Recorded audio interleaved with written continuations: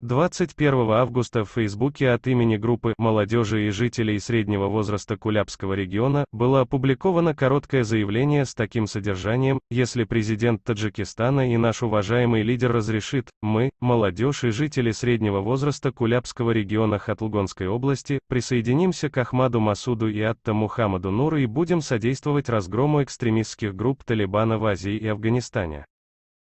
Авторы утверждают, что такое желание уже изъявили 1850 человек, подписавшие это обращение. Они без приведения других подробностей пишут: подробное патриотическое письмо жителей Куляба на имя президента РТ будет отправлено в 6 часов вечера.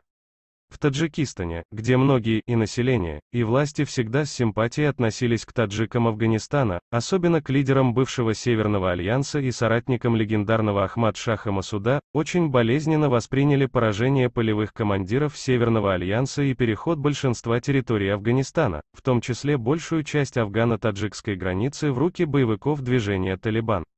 Накануне Демпартия Таджикистана обвинила Талибан в геноциде в отношении таджиков Афганистана и призвала Душанбе не только никогда не признавать режим талибов, но и ввести санкции в отношении стран, которые сотрудничают с ними.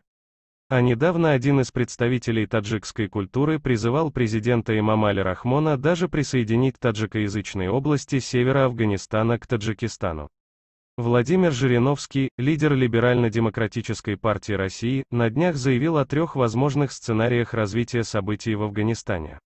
По одной из его версий, Афганистан разделится по этническому признаку, таджикоязычные области отойдут к Таджикистану, узбекские и туркменские районы и области, Узбекистану и Туркменистану, а пуштуны на своих землях в оставшейся части Афганистана и пуштунских землях Пакистана пусть построят новое государство Пуштунистан.